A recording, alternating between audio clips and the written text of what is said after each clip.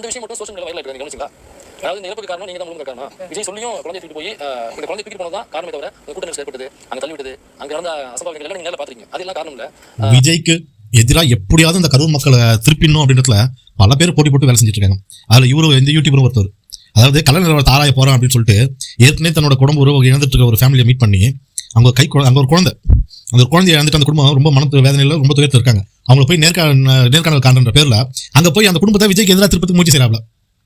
அந்த லேடி வந்து தன்னோட தம்பி பையனை தான் தூக்கிட்டு வந்திருக்காப்ல. அந்த குழந்தை இறந்துட்டாப்ல. அந்த லேடிட்ட விஜய் வீடியோ காலில் பேசிருக்காப்ல. வீடியோ காலில் விஜய் சொல்றாரு, ஏமா அந்த குழந்தைலாம் தூக்கிட்டு வரணும்னு சொன்னேமா, ஏமா தூக்கிட்டு வந்தீங்க அப்படின்னு அந்த கன்சர்ன்ல அவர் பேசினதை அவங்க பேசியிருக்காங்க. அந்த காணொலியை போட்டு இதுதான் எனக்கு ட்ரெண்ட் தெரியுமா, விஜய் வந்து உங்களுக்கு கேட்கறாரு ஏன் நீங்க குழந்தை தூக்கிட்டு வந்தீங்க அப்படின்னு சொல்லி கேட்கறாரு, அதுதான் ட்ரெண்ட் எனக்கு தெரியுமா உங்களுக்கு.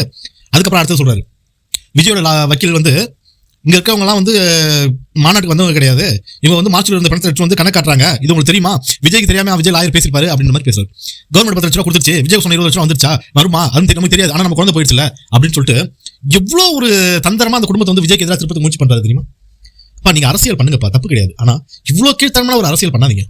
இதனால தான் நீங்க வெட்ட வெளிச்சமா வரீங்க. இந்த மாதிரி காரியத்தால் தான் நீங்க ரொம்ப கேவலப்பட்டு வெட்ட வெளிச்சமா வரீங்க. இது பேர் அரசியல் கிடையாது, வேற.